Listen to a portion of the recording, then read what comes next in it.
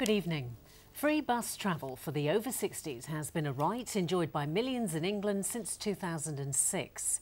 Champions of the scheme say it makes pensioners healthier and happier, but there's doubt over whether the entitlement will exist after the next election.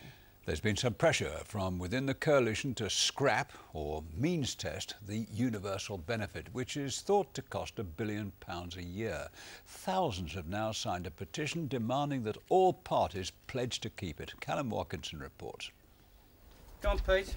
A retired engineering manager, a former publican and an ex-teacher. What these three pensioners have in common is that they go out a lot. And they travel on the free bus passes that all those over 60 in England are currently entitled to. I use it to go shopping, I use it to go to football matches, I use it to go out for day trips, I use it to take my grandson out. I used to take him over to West Bromwich quite a lot. So usually it's just part of everyday life, gets me out and about and stops me vegetating in the house. David Cameron has said he's minded to protect the entitlement until the election, but no party has pledged to keep it.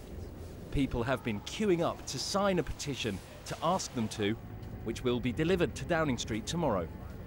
The value of free bus travel varies greatly depending on where in the country pensioners live. Here in the Black Country, they would have to pay £540 a year to travel by bus. In Birmingham, the cost of a regional travel card is £612, and pensioners in London stand to lose a benefit of more than £3,000 if the brakes are put on free bus travel for the elderly.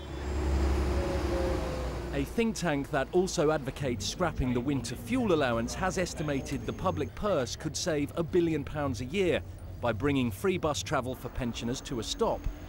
But campaigners say there are significant costs to going in that direction.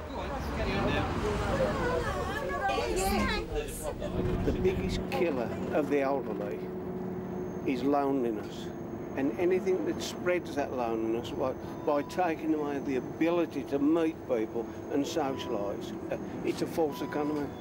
They're left in their own houses, they're in prison cells, because they'll never get out, they'll never socialise with other people, which is an health problem. Travel companies say the financial benefits are spread way beyond the bus station, and they want free travel for pensioners to stay. For every £1 spent by government and local government, it brings in £2.87 in other benefits. That just shows you how important public transport is, not only to the pensioners group, but to our towns and cities and the economies of local people.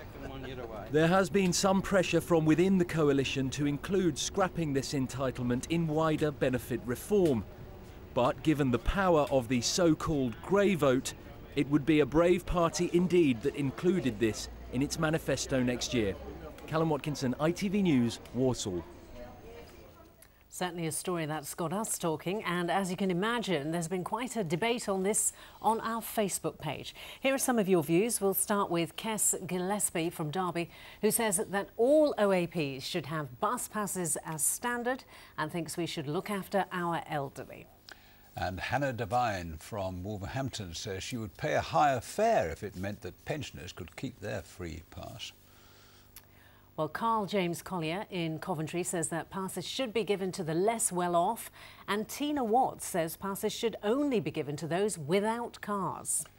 Sarah Sutherland in West Bromwich thinks that the restriction, which meant the passes couldn't be used between 3:30 and 6 p.m, should be reintroduced to make commuters' journeys more comfortable. However, Andrew Webb from Nuneaton wants the free passes scrapped. He thinks that everyone using the bus should pay a fare. And finally, Ada Clark, Warburton, says she has a pass but not a bus to use it on. The debate continues, and thank you to everybody who got in touch. Other news.